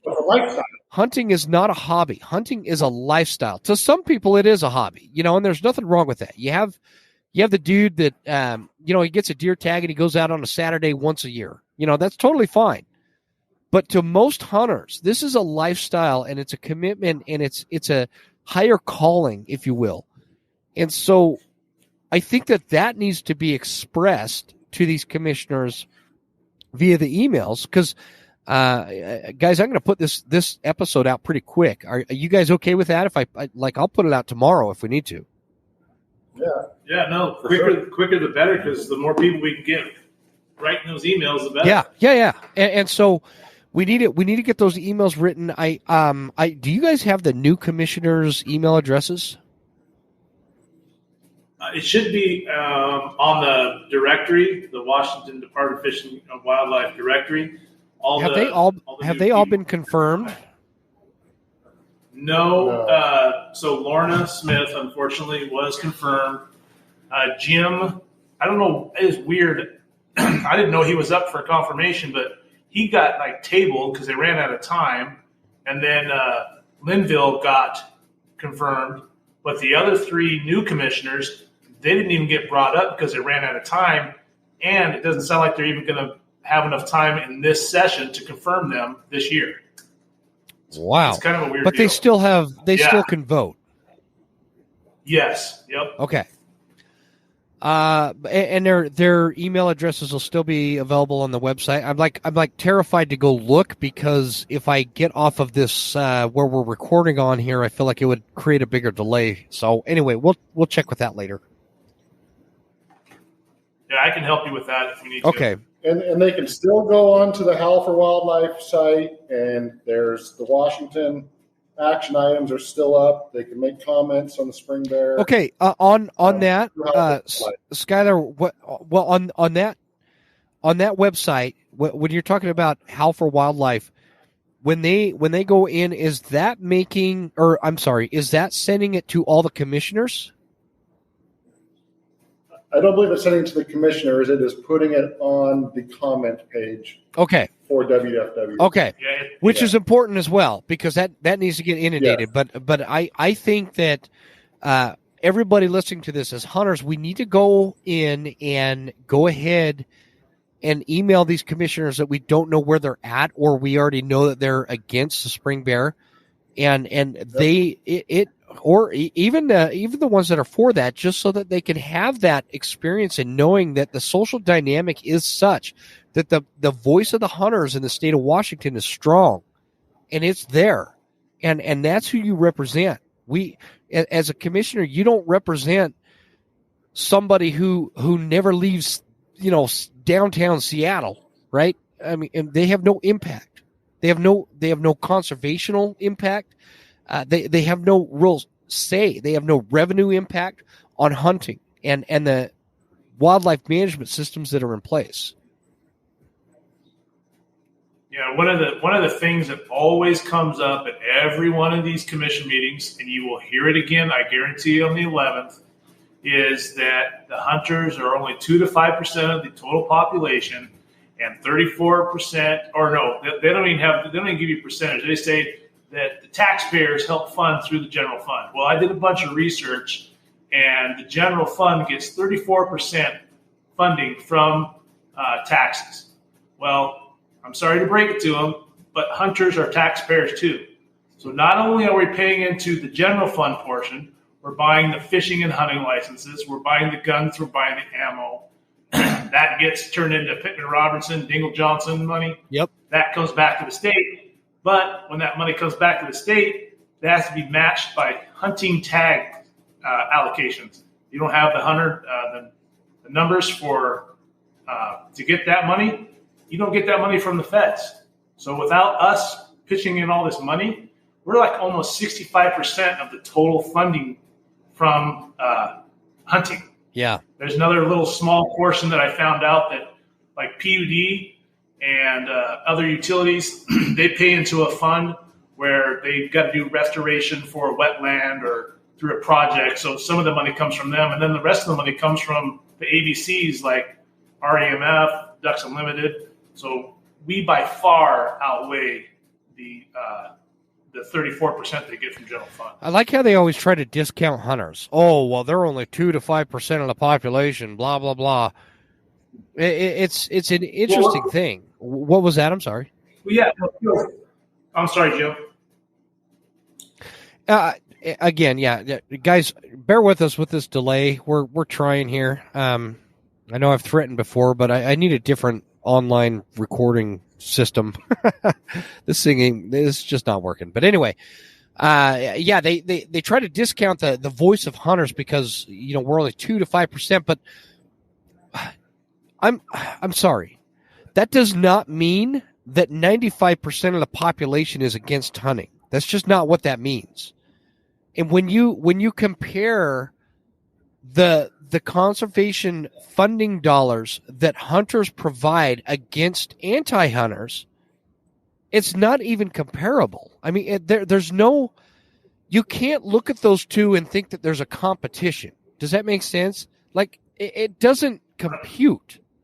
When you donate to the Humane Society of the United States because you think you're doing something for conservation, look, folks, their claim is they stopped a fur company from being in a department store with fur coats, and they helped some animals get by during the COVID-19 pandemic.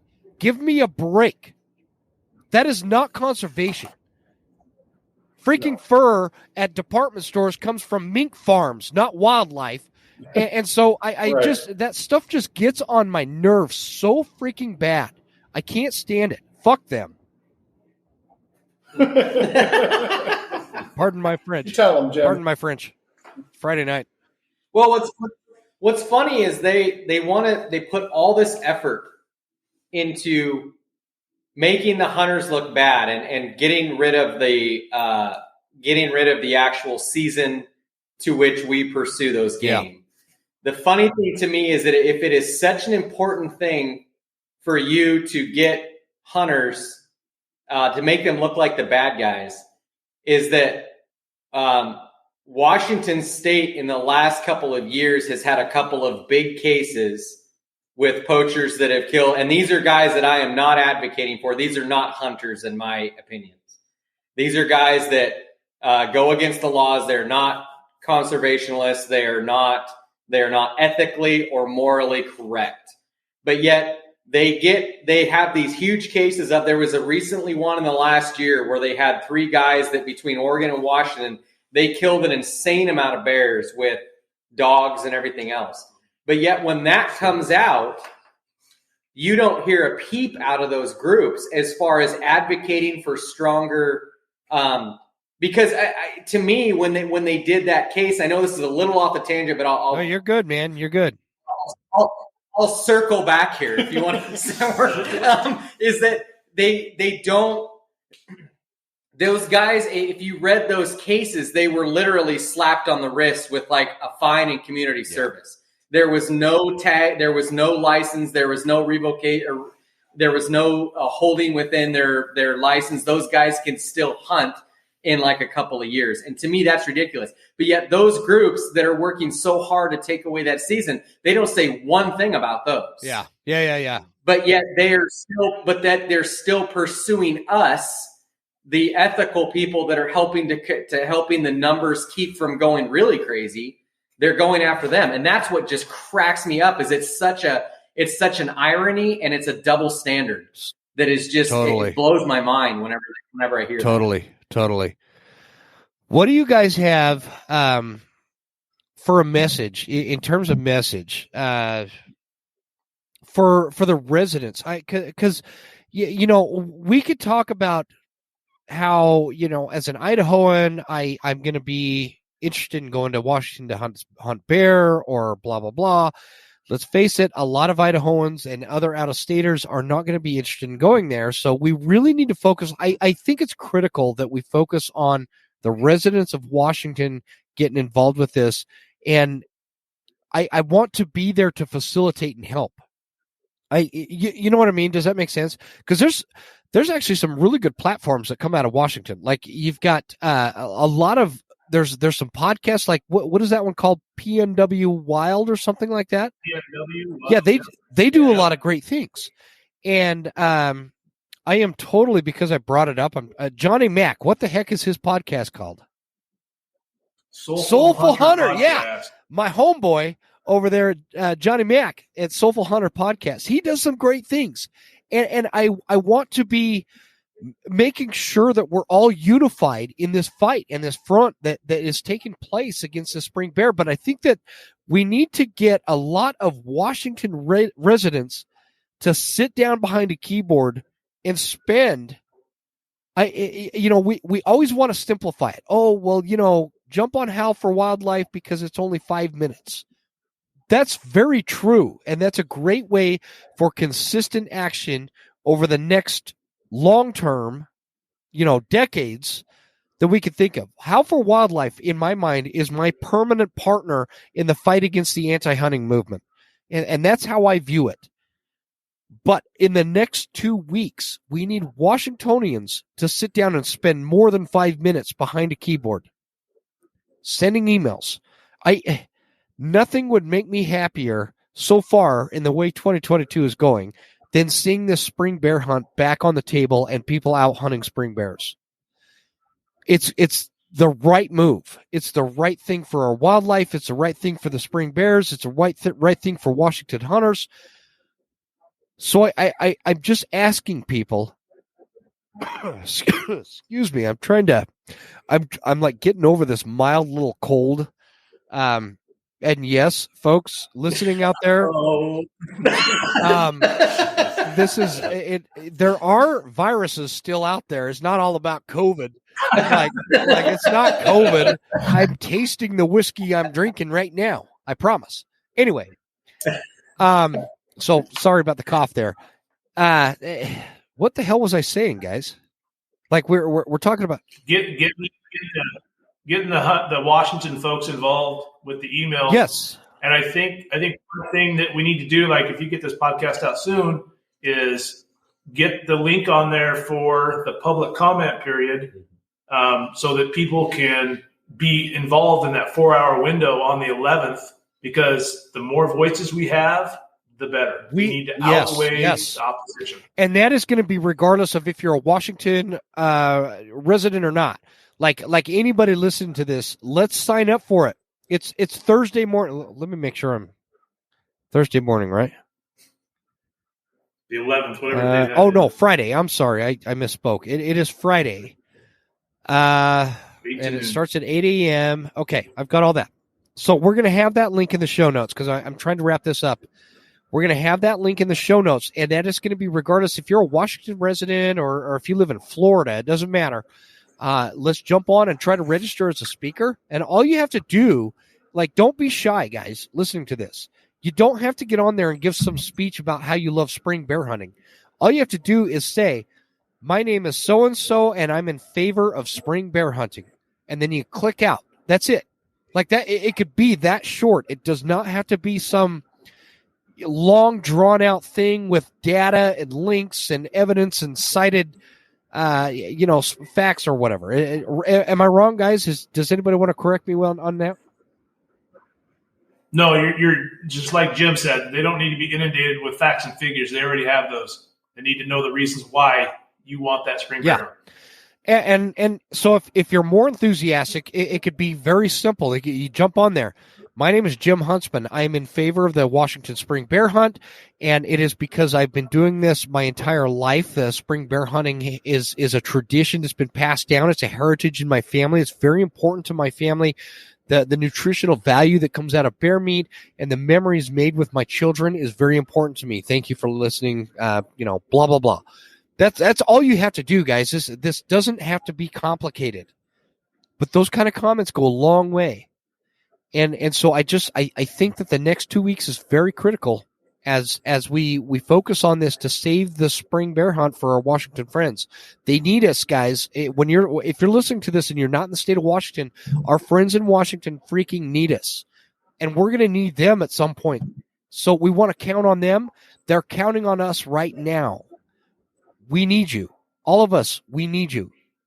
Let's stop this. Let's turn this spring bear hunt around for 2022. Let's get some sanity back with some of these commissioners. Notice how I said some this time. I didn't paint an entire, I didn't use a broad brush. Let's get some sanity back. Guys, any closing thoughts that you want to throw in here? No, just... No, I don't. There was. Well, I'm not trying to go back into that whole thing, but the two things that he did say though that need to be said is that one, he said that the commissioners can't, or the bios can't tell whether the sows are lactating or not. It's hard to tell. That's not really correct. I mean, I'm a tax service. I'm not a biologist. I'll be first off to say that, but I can tell you that yes, you can tell even post-mortem. And it's not by expressing milk or anything like that. So I wondered about that, Joel, because stopped. You can tell. Somebody hit a bear not far from where I live last year, and it had been dead for like 4 or 5 days, and I could tell that was a lactating. That's actually where the idea of asking him about the data from roadkill on bears came from, because... Well, you can't... Yeah, that was the other thing, is that in the state of Washington we have the roadkill law that you cannot pick up bears as a roadkill. Yeah. The only animals that you are allowed to pick up in the state of Washington are deer and elk. So I don't know if that's exactly what he was saying, but he said something about the roadkill. We can't account for the roadkill bears, so it sounds like DOT is probably just Department of Transportation just picking them up and chucking them, and they're not getting those statistics. That's I also right. work as a professional. Yeah, I also work as a professional fireman. So we go on a lot of what we call MVAs, which stands for motor vehicle accidents. And I can tell you that we're in an area where there's a lot of bears, and we go on one car versus bear a year. So it's not super you don't common. Get that many. The only reason I ask that, Joel, is because I want to compare the data of lactating sows killed during the spring bear hunt versus lactating sows killed during a roadkill incident or other human interactions. And the reason I ask that is because what I was just telling you about that bear that you guys know me. I see roadkill. A lot of times I'm going to stop and check it out. And so I did. I stopped. This was a bear. I'd driven by it 2 or 3 times. It'd been there for 3 or 4 days, and it was clearly a lactating sow. And I looked around to see if I could find the cubs. I know they weren't too far, but I couldn't find them. Anyway, that is kind of where that question came from, because I think that it's important to compare that kind of data. Okay, a lactating sow was killed during the spring bear hunt in 2020. What about how many lactating sows were killed on the highway? Are we going to ban driving? Are we going to ban everything else interaction-wise that humans cause? And this wasn't directed just at Commissioner Anderson. This is everybody. This is everybody that brings this point up. It's not fair to just blame some accidents that happen now and then that are just going to happen no matter what. And if you don't have a spring bear hunt or any bear hunting at all, those other human interactions are going to make up the difference. You're going to have more bears that get hit on the highway, more bears that die of disease, more bears that are killed from the Fish and Wildlife Service because they're getting into people's garbage cans. All of that is factual. So that's where that question derived from. Sorry, Joel. I feel like I got you off point there. No. I wrote those 2 things down just to kind of do that. The other thing too is just because it's a lactating sow does not mean that she has cubs. No, exactly. And what I mean by that, and I think we've said that before. And again, I'm not trying to drag it back into the whole statistics and stuff, but for listeners that don't know, is that the first thing those boars wake up first. They come out, and if they find a sow with cubs or even a sow in the den with cubs, they will kill the cubs to send her an estrus. She promotes milk for the next 6 weeks. So it doesn't mean that just because she's lactating, that it doesn't mean that it was a hunter issue. No, that's a great point. That you're exactly right. I would love to know the actual statistical data on that, because that's a powerful message. How many cubs are killed from a boar looking to get that sow back into estrus so he could breed, right? It's the same thing like dolphins do that shit. Dolphins are savages, man. They'll flat out kill a baby dolphin. People think it's so complicated. There's so many layers to all of this. And the female, what is a female dolphin called? I feel like there's a name for it, and I can't think of it. But man, they get slutty as fuck. They'll have seriously. They do that. They'll do that. They'll sleep with all the male dolphins just so that the male dolphin thinks that the offspring she's carrying the following year might be his, so he won't kill that offspring. It's a protection mechanism. So this kind of stuff in wildlife, it's so complicated with so many layers. And to think that, a lactating sow automatically means that sow is actually has active cubs with her. It's just not the case. It's not the case. We don't know that. I'll put it to you this way. My theory on, like, everybody wants to talk about climate change and how it's affecting wildlife and economies and all this kind of stuff. If we do absolutely nothing on climate change, there is a chance that 150 years from now, the climate might be 1 degree or 1.5 degrees warmer than it is now. Is that worth destroying our entire economic system over? Is it worth? Yeah, good point. The impact? I noticed you guys that might be a little too heavy for you. You guys all went quiet on me, but it's real shit. Everybody thinks that stuff is so settled as science. It's not. And so to, I guess, create legislative actions or hunting rules and regulations based on theoretical ideas of what might happen in the future is not going to save anything because it's not settled. Sorry. Go ahead. No, I think just for closing for me is just people need to get involved. It's frustrating as heck to not hear people get involved. Yeah. And so that's all I got to say. So. Yeah, no, I agree with Joel. People need to get involved because the spring bear may not be your cup of tea, but eventually they're going to come after your pursuit, and you're going to look around and nobody's going to be there because you weren't there for them. So everybody needs to rally and support each other and put the differences, the petty bullshit aside, and stand for hunting overall, where it's all going to be gone. Totally agree. There is a lot to be said, and a great example of what you just said there is the houndsmen. Houndsmen are a small group, and they always have been. They've been a smaller group. But because they're a small group and nobody has unified with our houndsmen, they're losing their hunting rights all over the West. And houndsmen have, shrunk because of that, have shrunken numbers even further. And so this is what happens where the anti-hunters are not dumb enough to know that, a compromised sector of hunting like houndsmen is small and low-hanging fruit. I think we talked about this last time you guys were on. Am I wrong with that? Maybe I don't want to. No, I don't want to sound like a broken record, but just to your point there, that's exactly right. So I think the only one I'm trying to keep track. Beau, have you given us your closing thoughts yet? Well, I agree with all these guys. Help save a deer and an elk, and vote yes on spring bear season. Right? It's a no-brainer. I think half glass full mentality.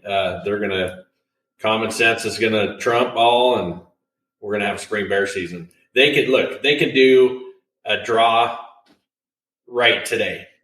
They can make it happen. Yeah. Okay. So I know we're kind of, Joel and I, we talked about this. We're kind of behind whereas like this time last year, right? We've already put in by the end of February. Exactly. For what units you're putting in for spring bear. And then the draws come out mid-March, right? So they can make this happen. They should make this happen, and they will make this happen. And,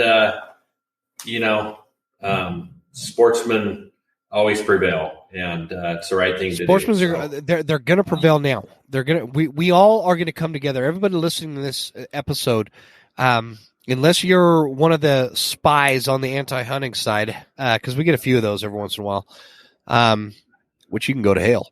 But the rest of you listening, just please make a commitment. But I know I feel like I've been asking a lot this winter, but man, we have just been absolutely pounded this winter with this stuff. Please make a commitment to help our hunters in Washington. Please jump on there and send some emails, and at the very minimum, sign up for Howl for Wildlife and take the action items that they have on the website regarding the Washington spring bear. But at the very minimum, do that. If you want to be a real stellar human being and a fellow sportsman to our folks in Washington, send the commissioners an email talking about how, like what Commissioner Anderson was talking about, how it is to you personally, how it affects you personally, the culture side of it, the heritage aspect of it. Send an email to the entire commission. And one thing I'll tell you guys, I don't just from a different perspective. Those listening, you can't go in and group all the commissioners into one email because what'll happen is their emails will send it to spam because they think it's like some marketing thing or whatever. So just copy and paste, do something, on your laptop. I'm going to just explain this. You guys know I'm the dumbest guy to talk to and ask advice for when it comes to technology, but here's what you do. Pull up Microsoft Word, type a quick email stating that your reasons for being in favor of spring bear hunting, what your experience has been, why you think it's a good heritage and a cultural thing and a tradition for your family, and the nourishment and the meat and the memories and everything else that we talked about on this podcast. It could be as quick as 2 paragraphs. It'll take you 5 minutes or less to write. Copy and paste that into an email and copy and paste each commissioner's email address separately, because if you send them all together, again, it'll go into the trash or the spam or whatever folder. They won't get it. So that's why. A little, trick from my day job I learned. Anything else, guys, before we wrap this up? Great advice. Yeah, I'd just like to say thanks for having us on and letting us use your platform to talk about this subject, and thanks to Commissioner Anderson for coming on. Yeah, for sure. I mean, that was really cool. Great stuff. Great stuff. Well, we Joel, Skylar, Mr. Mike Herz, and Beau. Beau, what's the name of your outfitting company again? Kardashian Mike. Wait, say that again. Kardashian Mike. Kardashian Mike Outfitting Service. Are you there? That's great. Beau, I still didn't get the name of your company. Wilderness Expeditions is our outfitting business, and then you can go to Instagram, Wilderness Elk Guide, or Wilderness Expeditions. Awesome. There's a couple ways, and I'll just talk for Tony Elksinger. He said he'll make a note to be for the next time for sure. Well, so we'll get him and Joel down here, and we'll have a hoot here. Good deal. Well, Jim, I know Beau's sitting here with a whole folder full of topics to talk about. You could probably do a full 2-hour episode with just Beau. Yeah, they don't have enough. Oh, yeah. Well, let me tell you guys something. I'm gonna hit stop recording, and we're gonna talk a little bit more. So guys, listening to this show, thanks again for tuning in. I know this was a long one. I hope you got a lot out of it. It's been nice the last month or so. We've gotten some different perspectives from different commissioners in different states. So that's always a good thing. I want to thank again Commissioner Anderson for coming on the show.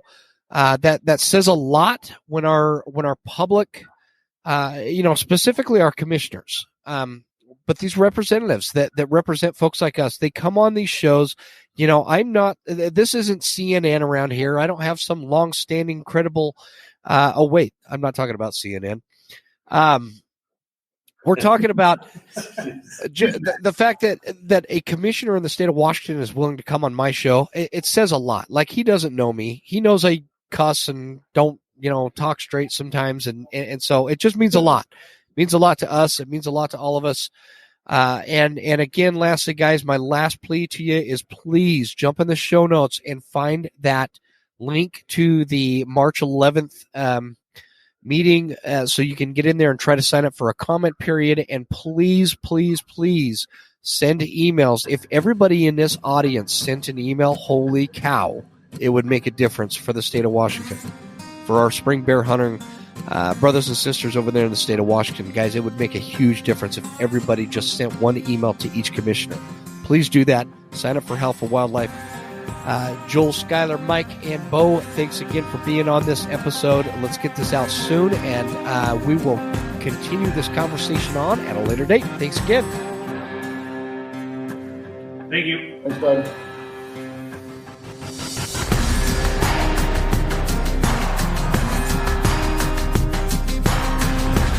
You made it all the way to the end. Thank you so much for tuning into the show. We sure appreciate your support. This is Jim Huntsman signing off and reminding you to check us out at Instagram at The Western Huntsman and on Facebook at The Western Huntsman. And you can also check out the website at thewesternhuntsman.com. Thanks again. We'll see you guys next time. Stay Western, and I'll see you on the mountain.